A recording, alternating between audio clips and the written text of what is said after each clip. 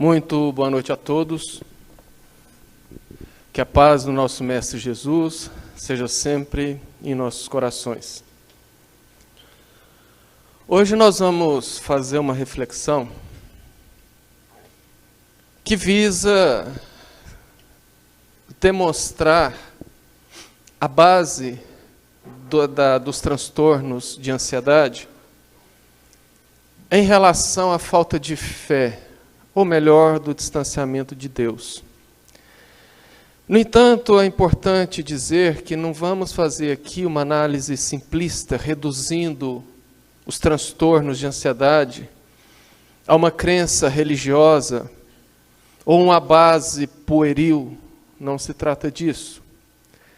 A nossa ideia aqui hoje é demonstrar que, como filhos legítimos de Deus, como seres que trazemos a centelha divina que jaz dentro de nós desde a criação, temos como efeito das nossas escolhas que tendem a fugir do caminho do amor preconizado por Jesus, dores, sofrimentos, e entre eles, esse transtorno que assola tanto a humanidade, e como nunca antes floresceu e como nunca antes assustou.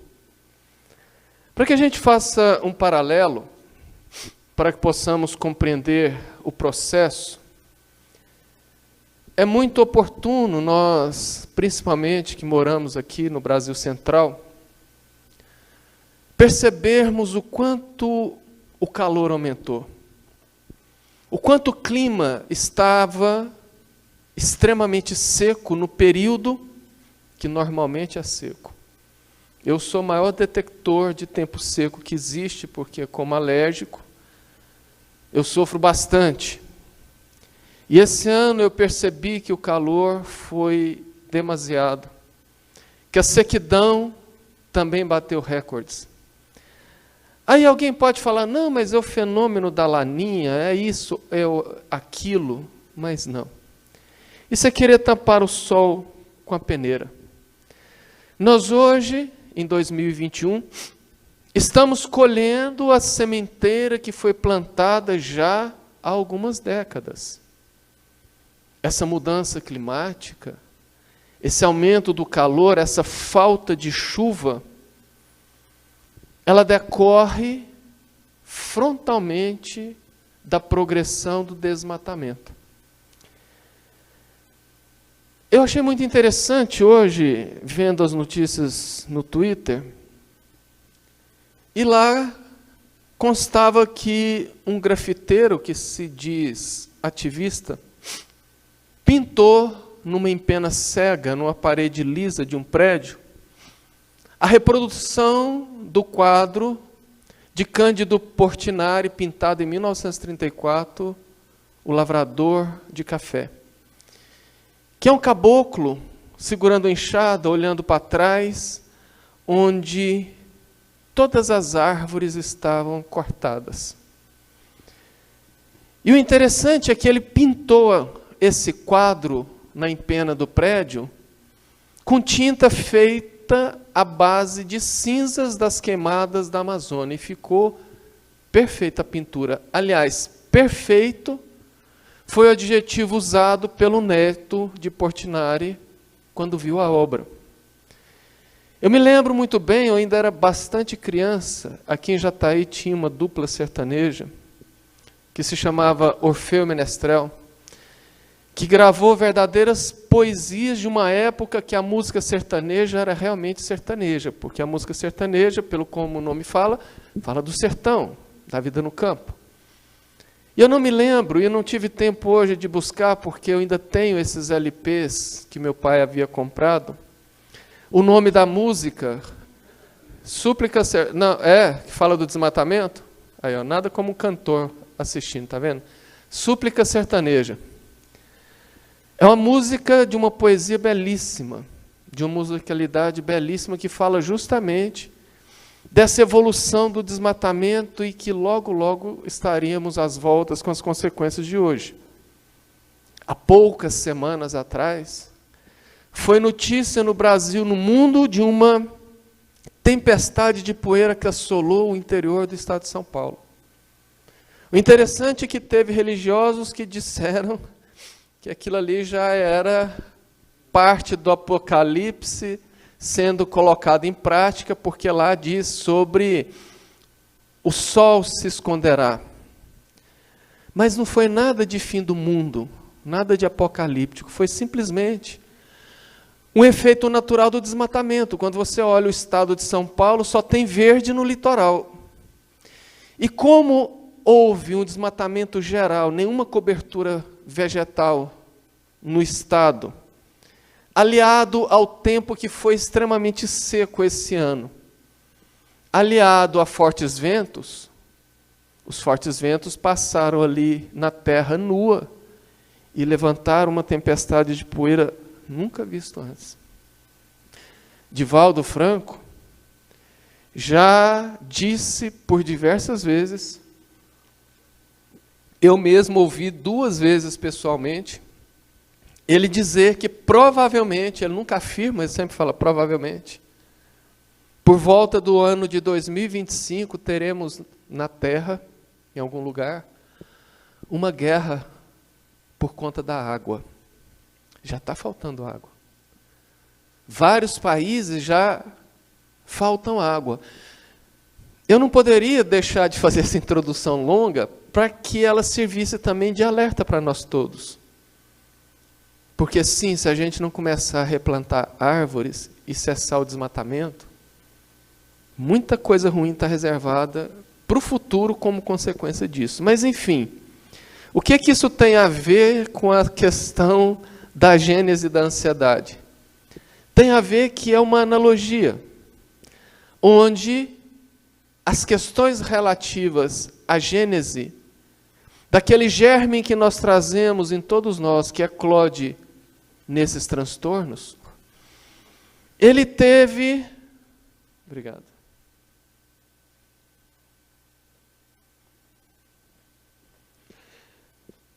Ele teve o seu gatilho no século XIX, mas um processo que começou mais ou menos em 313, quando o imperador Constantino, romano, se converteu ao cristianismo e, numa canetada, declarou o cristianismo como religião tolerada no Império Romano. Ou seja, a partir de 313, cessou a matança de cristãos. E cada cristão, cada denominação das diferentes denominações cristãs, poderia professar a sua crença livremente. Em 380, o imperador Teodósio, no Édito de Tessalônica, enfim declarou o cristianismo como religião oficial do Império Romano.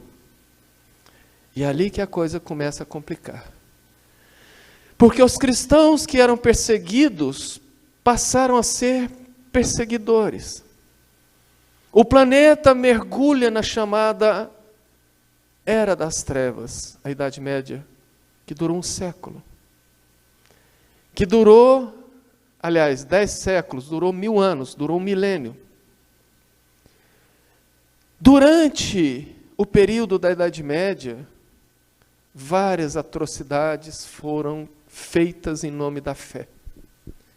Mortes, pilhagens, roubos. Tudo que pode se imaginar de ruim em nome de Deus foi feito durante 1 milênio. Isto criou uma certa resistência em relação à divindade, em relação ao cristianismo. Porque ao invés do cristianismo florescer como uma doutrina nova, trazida pelo próprio Cristo, daí a denominação cristianismo, que foi dada por Lucas, quando sugeriu, se somos seguidores de Cristo, então por que não chamarmos-nos cristãos? Então aquela ideia que deveria ser pautada no amor, foi transformada em ódio, em sevícia, em crueldade, em matança. Começou então a crescer uma resistência muito forte em relação ao cristianismo. Quando veio finalmente o Renascimento. Porque se a gente observar a arte sacra da Idade Média, chega a ser bizarro. O Renascimento trouxe, como o próprio nome diz, a renascença do belo, das artes, da poesia, da música.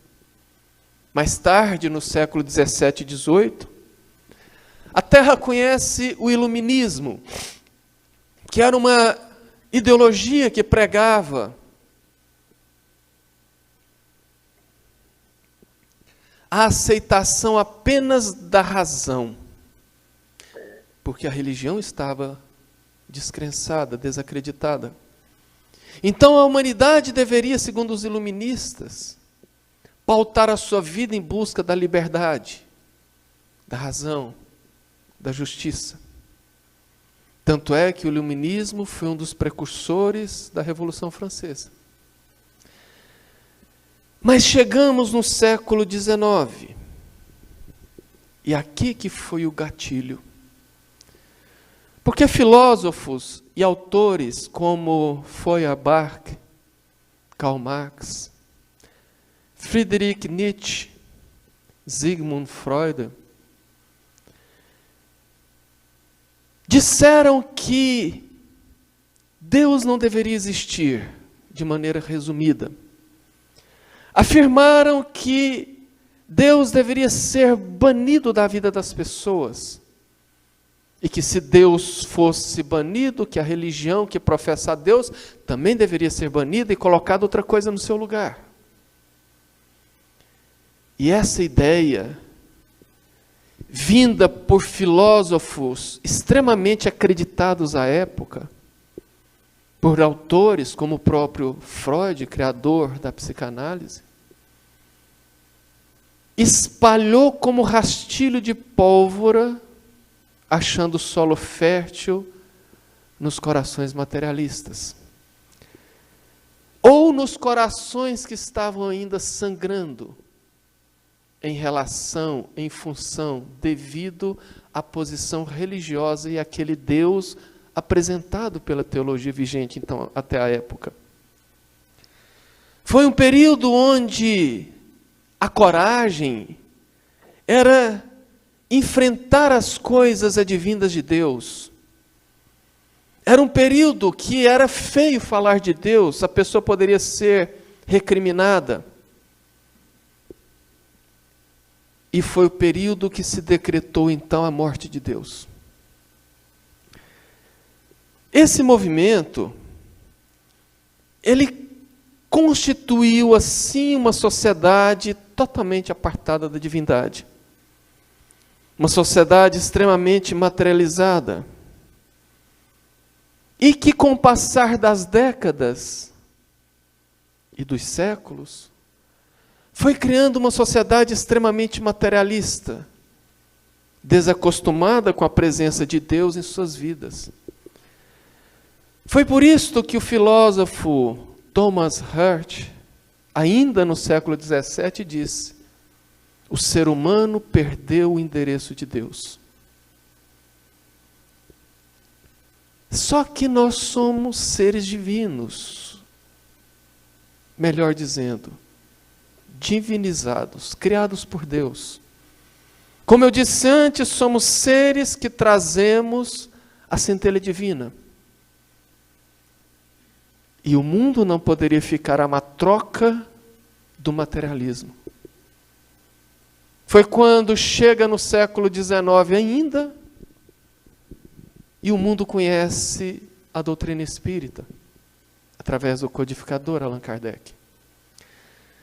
Uma doutrina que visava renascer o cristianismo primitivo, que buscava voltar àquelas ideias apresentadas por Cristo. No entanto, no mundo cimentado pela resistência a Deus, no mundo cimentado pela repugnância às coisas divinas e à fé, a doutrina espírita chega e apresenta uma fé inquebrantável, diferenciada.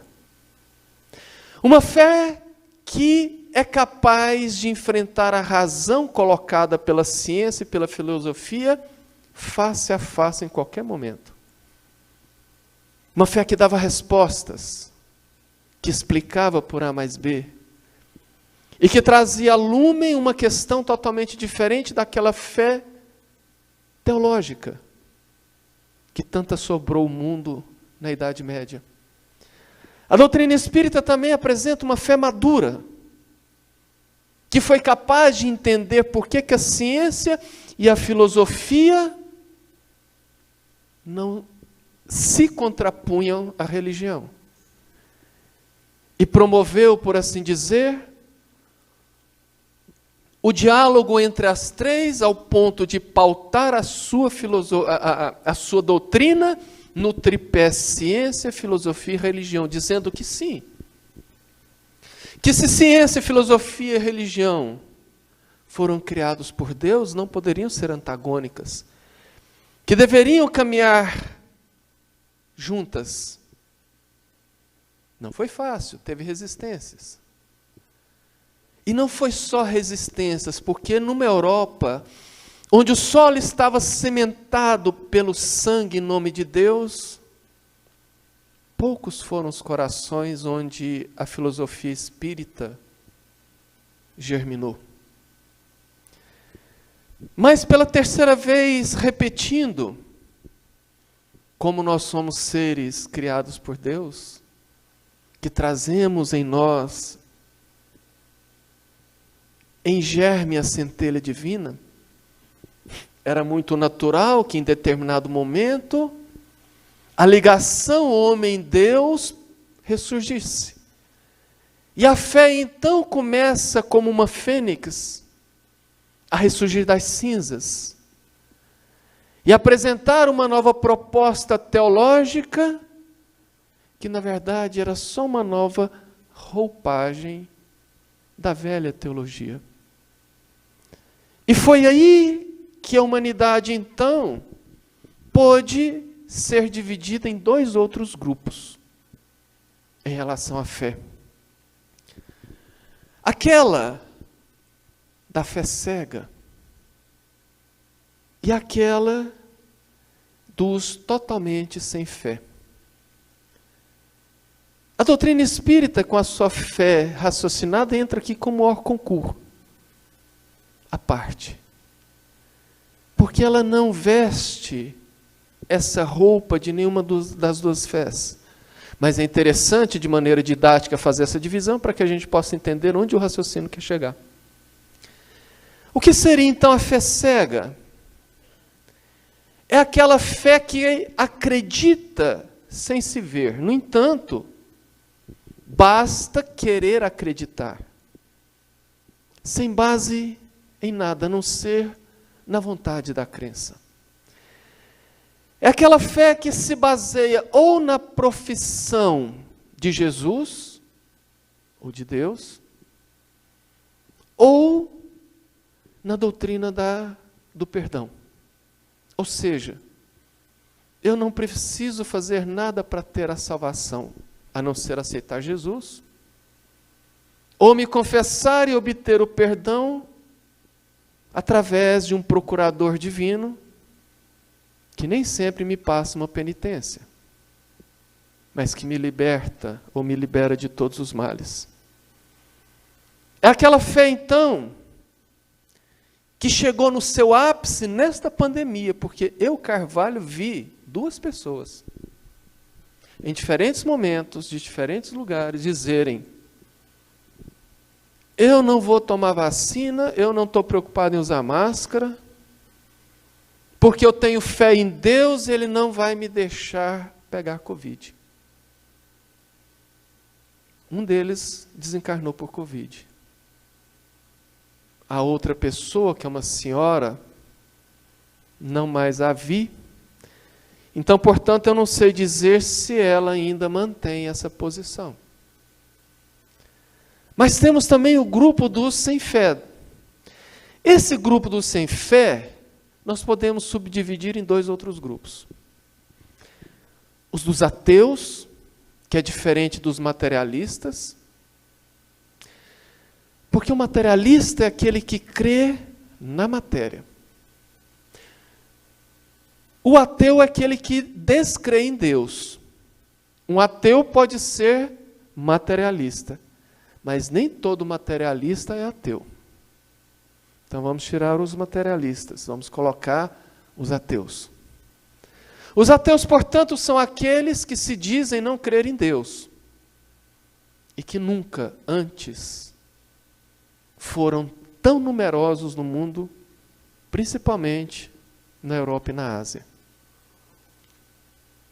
Só que, paradoxalmente, ao mesmo tempo que o número de materialistas, aliás, ao mesmo tempo que a quantidade de materialistas está recrudescida, aumentada, as pesquisas dão conta que o número de materialistas estão diminuindo, o que nos leva a crer que eles se assumiram.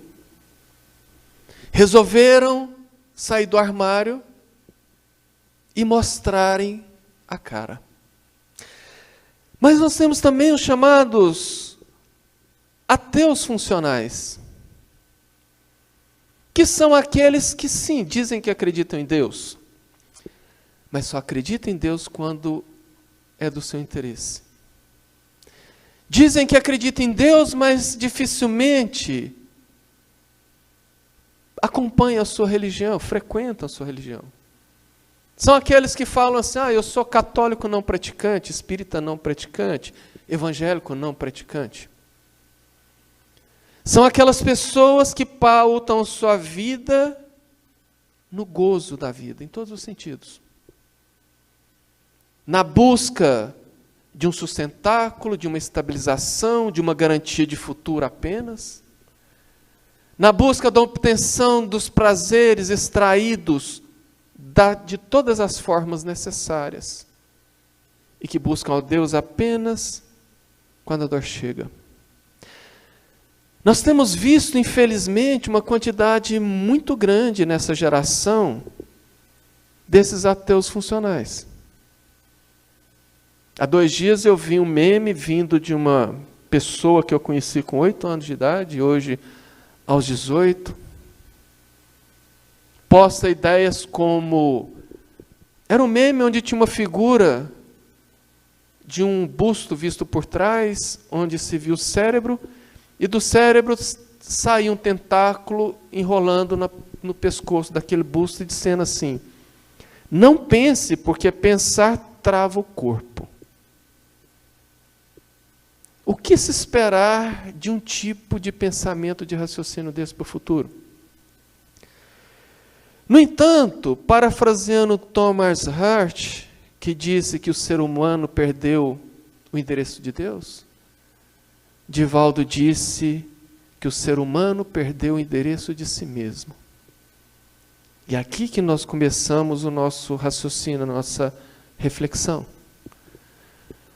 Porque basta nós observarmos a grande massa. As pessoas que convivem conosco, as pessoas que vemos, e as pessoas que não vemos através das redes sociais, da grande mídia, que nós podemos notar uma total inversão dos valores. Uma total inversão, principalmente dos valores éticos morais. A sociedade, sobretudo a juventude e a adolescência e os adultos jovens, principalmente, vivem um momento extremamente materialista e extremamente apartados de Deus. E interessante que nesse cenário, coincidentemente, entre aspas, nós observamos também o crescimento de um outro fenômeno, que vem na mesma proporção, que sempre existiu, mas que nunca como antes esteve tão incendiado, como os transtornos mentais. Depressão, ansiedade, síndrome do pânico. Mas vamos focar sobretudo na ansiedade. Talvez a gente fale alguma coisa de depressão, porque hoje aqui não é falar do transtorno. É falar de onde que surge isso através dos séculos. Para muita gente, é algo sem explicação. Porque dentro da ignorância popular, se cria que transtornos como depressão e ansiedade era relegado à classe mais pobre, ou a pessoas que traziam algum tipo de doença de ordem psíquica. Mas nós estamos vendo hoje a ansiedade alastrando como a pandemia, aliás, como o vírus, não fazendo distinção de idade, gênero, classe social, cultura, pegando de A a Z e jogando de cama, na base de remédios, quando não em condições muito piores. E o problema é que esta faixa de pessoas começam a viver como o cachorrinho correndo atrás do rabinho, porque ao viver uma vida extremamente materialista, visando apenas as coisas da matéria como se fossem corpos que têm uma alma e não uma alma que possui um corpo momentaneamente, ao se depararem com principalmente o vazio existencial que esse tipo de vida causa, ao invés de perguntar para que eu estou passando por isto, ou por que eu estou passando por isto, buscam a fuga através da porta larga dos vícios. Bebem mais, fumam mais, usam drogas, buscam o sexo desregrado, porque sim, são coisas que dão prazer momentâneo, mas que não satisfazem, não resolve o problema. E aí cai novamente no transtorno e busca a saída, porque imagina-se que consegue fugir. Só que é um pensamento um tanto quanto infantil, porque você pode fugir momentaneamente, mas você vai fugir da onde, de quem, para quê? Porque quando você volta à sua consciência, você está frente a frente com o problema, e às vezes ele está até acrescido, potencializado.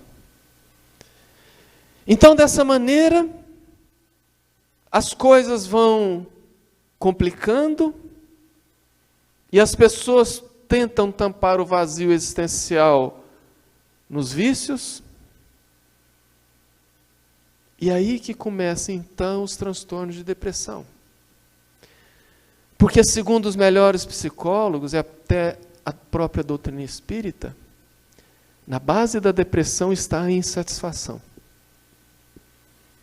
O depressivo ou deprimido é aquele que está insatisfeito com algo, seja nele, seja no meio que ele vive, seja algo que ele gostaria de ter, não tem, seja o que seja.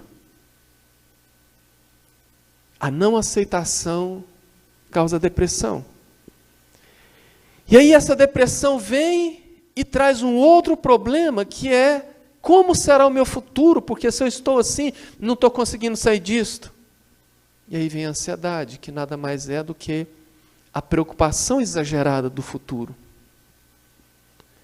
E a humanidade então começa a mergulhar nessas questões e não consegue sequer perceber que não tem solução onde estão buscando a fuga. E para piorar, as crianças. Nunca como antes houveram tantos casos de transtornos mentais em crianças. Eu tenho um sobrinho neto que fez 1 ano esses dias.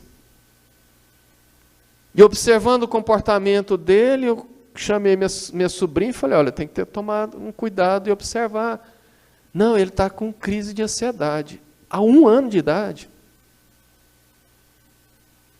E não só esse caso, mas tantos quantos outros casos, que têm atingido principalmente as crianças de 5, 6 anos, que chegam com 5 anos de idade, tem tanta coisa para fazer que os pais colocam, é aula disso, aula daquilo, reforço aqui, que elas começam a ficar travadas e ansiosas. E o que vai acontecendo? Essas crianças mergulham ainda mais nos transtornos, porque é agravado pela não presença dos próprios pais. Porque ou eles não estão presentes, ou eles não estão preparados para lidar com aquela condição psicológica dos filhos, e relegam então praticamente a sua educação à internet. Entrou em crise, dá um tablet, dá um celular, dá um computador, que ele sossega. E o que nós temos visto no cume disso tudo é o aumento do suicídio de jovens, de adolescentes e até de crianças. Portanto, como eu disse no começo, é claro que as causas da ansiedade não são tão superficiais. Eu nem estou querendo reduzi-la a isto. Mas se a gente for começar a observar que sim, que nós somos seres imortais, que não estamos nessa existência por primeira vez na vida, e que aquela criança de 1 ano, de 5 anos, ou um adolescente de 12, 14, é um espírito velho, que já vivenciou outras existências e traz consigo, implícito no seu inconsciente espiritual, uma série de outros conflitos. Quando nós observamos isso tudo, podemos assinalar que essa ansiedade é causada na sua base pela desconstrução da fé que nós, seres humanos, experimentamos desde a época que o cristianismo foi praticamente aceito como religião oficial. Vamos entender então, porque alguém pode perguntar, como assim, o que tem a ver a ansiedade com a falta de fé? Digamos que a fé, numa linguagem poética espírita, tem 3 filhas: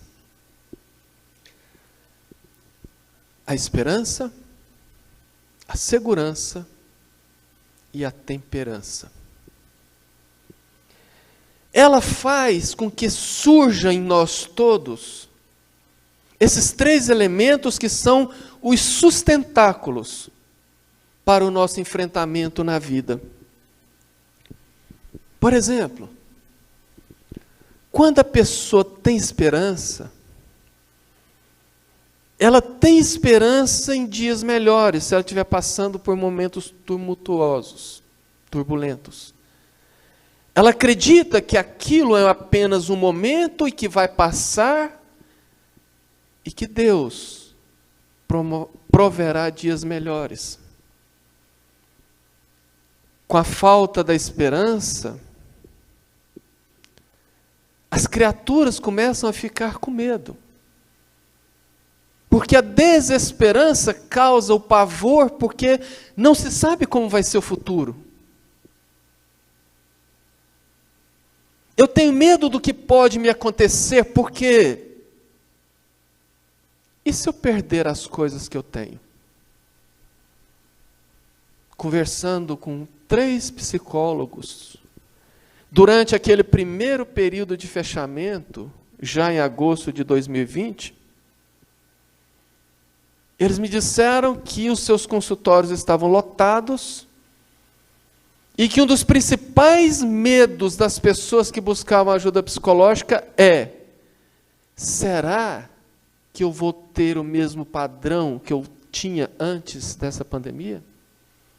Será que o meu negócio, o meu comércio vai conseguir sobreviver e eu vou conseguir me reestruturar ou reconstruir as minhas coisas? E eles então começavam a perder a esperança porque viam algo chegando que nunca tinham experimentado antes nessa vida, que é uma pandemia, que é diferente de uma epidemia, que são surtos locais. Quando toma conta do mundo, passa a se chamar pandemia. Então, algo que se alastrou pelo mundo todo e a TV só falava de fechamento aqui, de isolamento social lá, e que necessidade disso. E as pessoas só viam o que tinham, sem aquela esperança de pensar assim: tudo está sobre o comando divino. Não tem nada uma troca. Sim, poderemos passar por dias difíceis, por situações complicadas, mas eu tenho a esperança que nós vamos superar isto. A desconexão com Deus causa falta de esperança. Porque não é frequentar um banco de uma igreja, de um templo ou de um centro que me torna ligado a Deus.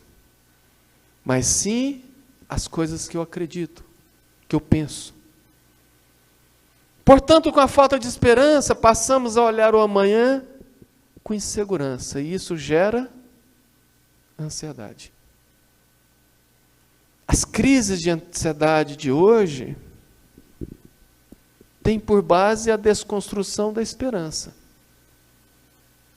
que teve também na sua base a desconstrução da fé. O segundo ponto, a segurança. Quando temos a fé no sentido mais puro do termo, quando acreditamos em Deus, quando nós usamos em nossa vida a pauta trazida pelo Cristo de maneira real, aplicada e prática, nós vivemos uma segurança inexplicável. Não nos abalamos facilmente frente aos embates que a vida nos proporciona. Porque nós temos certeza que, de alguma maneira, Deus irá prover uma mudança. Que isto, novamente, é uma fase. E que eu terei forças para superar. Mas, na verdade, o que ocorre é o contrário. As pessoas não têm segurança, têm medo. E esse medo se alastra de uma maneira muito mais complexa. Eu tenho medo de sair de casa, de ser roubado. Eu tenho medo de um hacker entrar no meu aplicativo no banco e limpar tudo.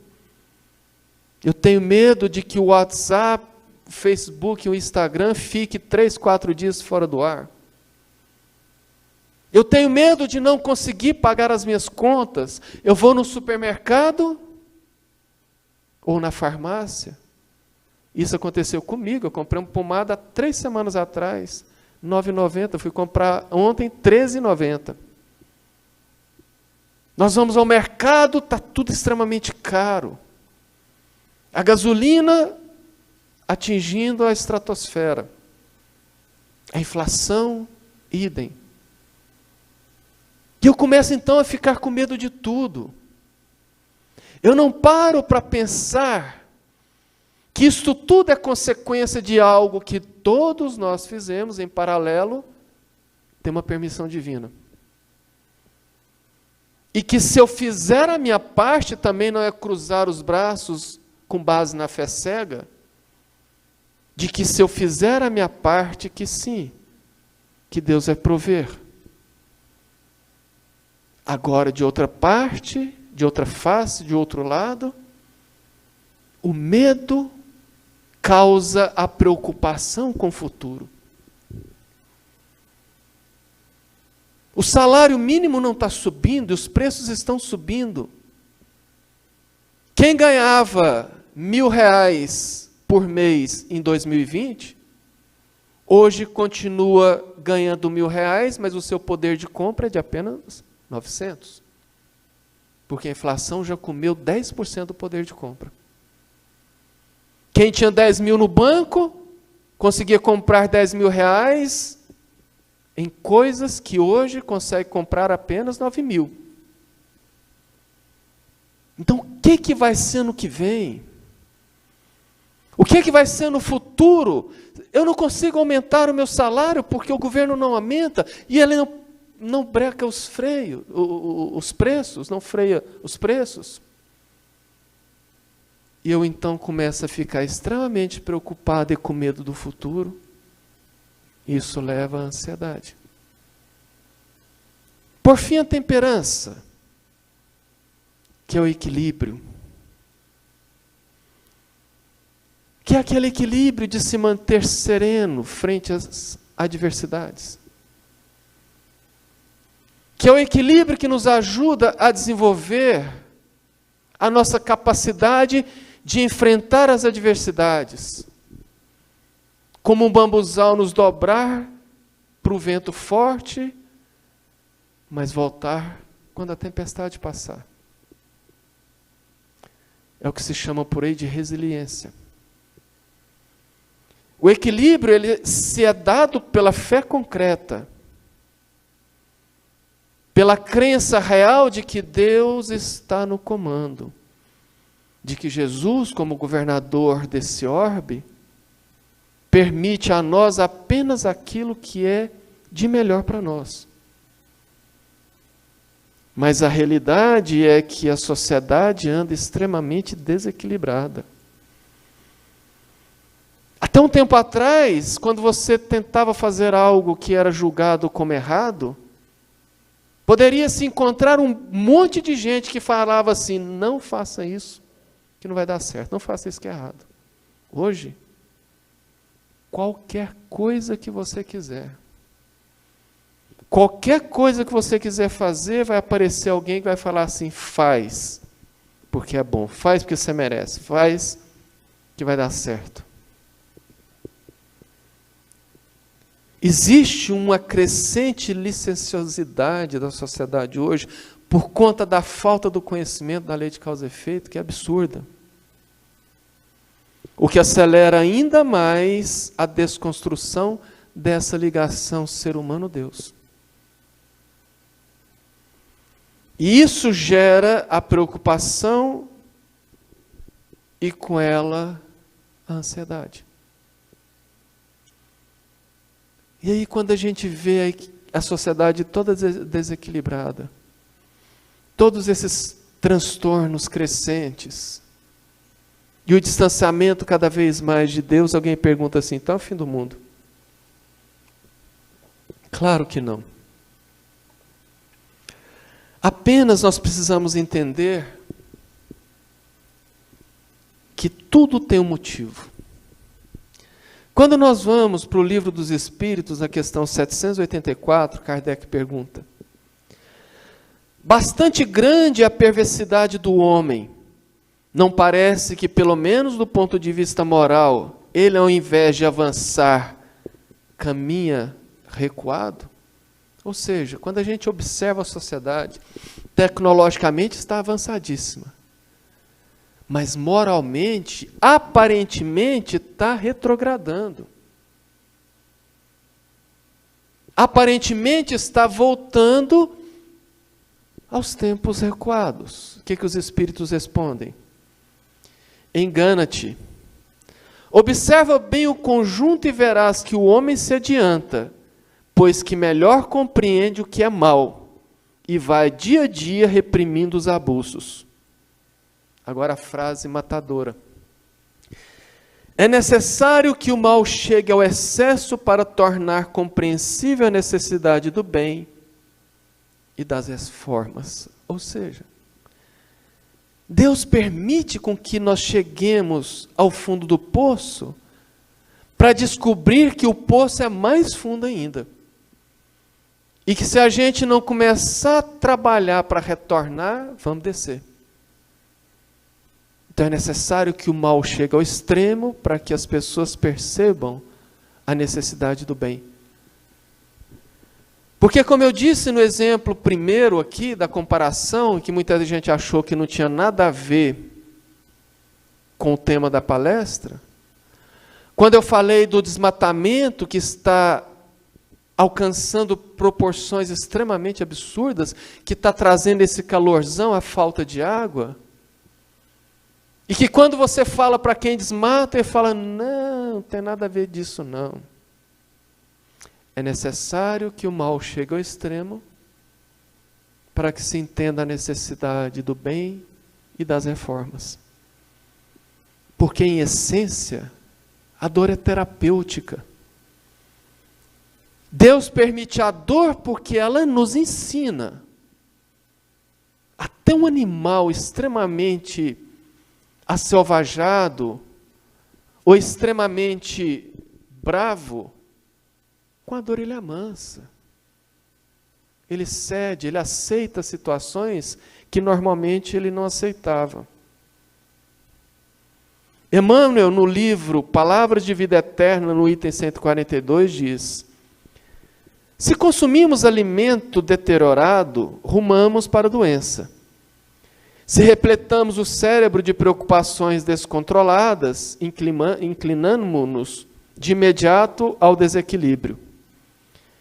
Imunizando-nos contra semelhantes desajustes, exortou-nos o apóstolo Paulo: não estejais inquietos por coisa alguma, como a dizer-nos que compete a nós outros, o que elegemos Jesus por mestre, a obrigação de andar no mundo, ainda conturbado e sofredor, sem gastar tempo e vida em questões supérfluas, prosseguindo firmes na estrada de entendimento e serviço que o Senhor nos traçou. Foi o que Jesus disse lá em Mateus, no capítulo 5, portanto, no Sermão do Monte, entre os versículos 13 e 16. Brilhe a vossa luz diante dos homens, que eles vejam as vossas boas obras e glorifiquem o vosso Pai que estás nos céus. Esse é o ponto que nós precisamos observar. Porque a ansiedade, em essência, da mesma maneira que a depressão, em essência, é o descontentamento, a rebeldia, é a não aceitação, a ansiedade, em essência, ela fala do nosso egoísmo. Quem sofre por qualquer tipo de ansiedade, por qualquer motivo, ele está pensando apenas nele. Você já viu por aí algum ansioso porque o vizinho perdeu o emprego? Claro que não. Ele pode estar ansioso porque ele perdeu o emprego. E isso traduz a contramão das leis divinas. Porque se houvesse uma conexão maior com a divindade, a primeira coisa que se trabalhava era a lapidação do egoísmo. Porque se Deus nos fez seres gregários, onde nós aprendemos uns com os outros, onde nós dependemos do outro, nós precisamos aprender também a nos preocupar com o outro. E é por isso que a doença sempre acontece quando nos desviamos das leis divinas. Tem uma analogia que eu acho belíssima, é uma parábola antiga, que diz que a vida é como uma estrada reta e longa, bastante larga, que Deus nos permite transitar nela ali do jeito que nós quisermos. Só que em cada margem da estrada existe um profundo abismo. Sabendo Deus que nós podemos zigue-zaguear pela estrada da vida e cair no abismo, Ele então permitiu que na beirada de cada lado houvesse ali uma cerca de espinhos, para que quando nós começássemos a sair do trilho, a dor nos fizesse retornar. É isso que vem acontecendo. Porque quando nós falamos que a ansiedade pode ser pela desconstrução da fé, nós não estamos falando da fé teologicamente cega. Nós estamos falando da fé no seu sentido puro, na sua etimologia. Porque na etimologia da palavra fé, que deriva do latim fidelis, quer dizer fidelidade. É por isso que o apóstolo Paulo diz da salvação pela fé, e muitos cristãos fazem uma leitura superficial e literal e entende que basta ter fé que se está salvo. Se ter fé é ter fidelidade, ter fé é ser fiel às leis divinas. Por isso que a dor acontece sempre que nós desviamos das leis divinas. Portanto, a nossa cura, principalmente desses transtornos, ela apenas começará quando a pessoa parar de pensar apenas em si mesmo e sair da sua zona de conforto, fazendo o que Jesus resumiu na lei de amor. Amar a Deus sobre todas as coisas e amar o próximo como se ama a si próprio. Só que ele colocou nessa ordem, mas nós só conseguimos essa ordem se formos o contrário. Precisamos primeiramente amarmos-nos. Porque amar a si próprio não é ser egoísta. Ser egoísta é querer coisas para si, pessoas para si. Amar a si próprio é cuidar de si. É cuidar do meu corpo através de uma alimentação saudável, da prática de exercícios. É cuidar do meu intelecto através do estudo, da leitura.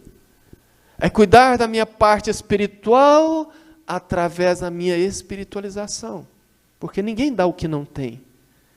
Não tem como eu amar o próximo se não amar a mim mesmo. No entanto, não tem como também eu amar o próximo se eu não vê-lo como meu irmão. No mundo materialista, do salve-se quem puder, aliás, de onde primeiro eu, segundo os meus, terceiro se sobrar o próximo. É nesse mundo que nós precisamos entender que o próximo, mesmo que distante, é meu irmão.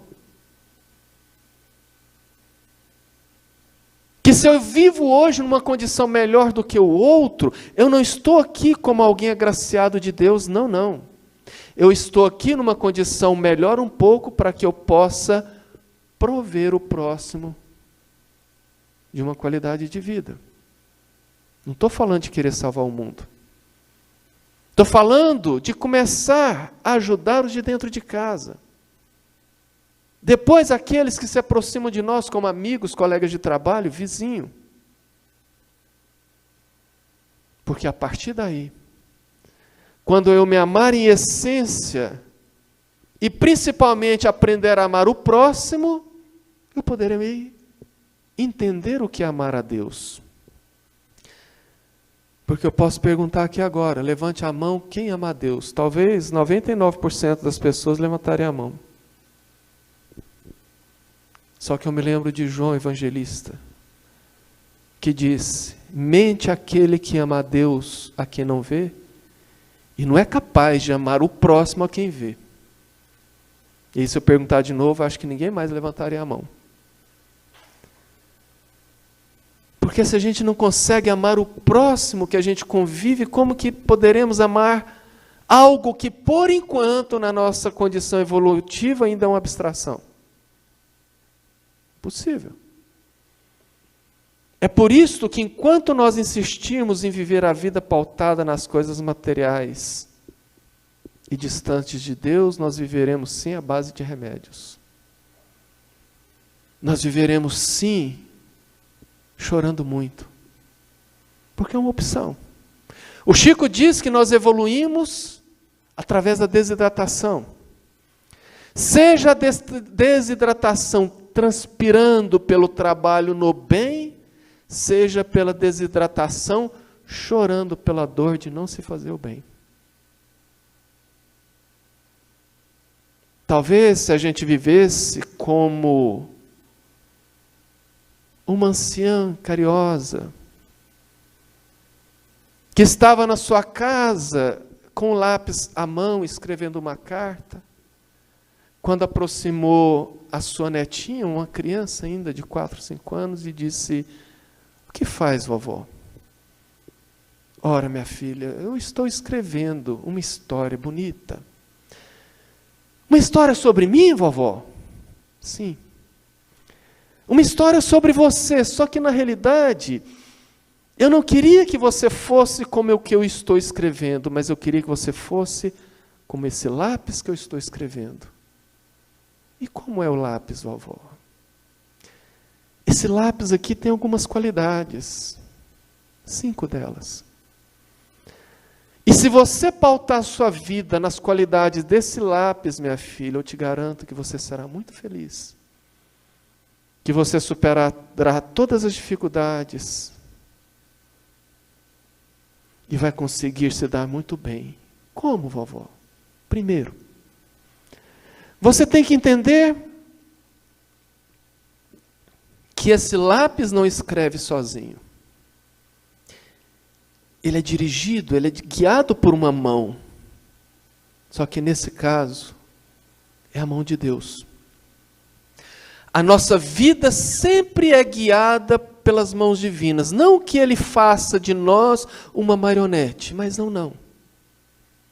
O seu amor nos norteia. O segundo ponto é que você precisa entender que quando o lápis escreve, e às vezes erra, existe a borracha que pode apagar o erro para que você possa reescrever. É através do perdão, minha filha, que você apaga todos os erros da sua vida.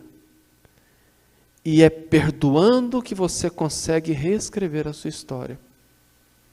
Por fim, o que você precisa ver é que nesse lápis o que mais importa não é essa cor bonita, não é o seu formato octogonal, não é a madeira, mas é o grafite que está dentro dele, porque sem um grafite o lápis não escreve. Assim você precisa cuidar, minha filha, do que tem dentro de você. Porque são os seus valores internos é que vão permitir com que você escreva a história da sua vida de maneira bela. E finalmente, você tem que entender que o lápis é que escreve a história de nossa vida. É o lápis que deixa traços, que faz desenhos, que cria formas. Portanto, a cada dia, quando você acorda, você recebe aquele dia como uma página em branco que Deus está te provendo para que você desenhe com a caligrafia mais linda os acontecimentos daquele dia. Para que você desenhe as formas mais belas naquela página branca, para que no próximo dia você faça isso e vá construindo o caderno da sua vida. Com um errozinho aqui, com um errozinho ali. Mas que de maneira geral, com uma aparência muito boa. Deveria ser esse o ponto de vista que nós outros adotássemos em nossas vidas. De uma maneira simples e singela, uma pequena história de criança pode nos trazer tantos ensinamentos. Que Jesus então possa nos iluminar a todos.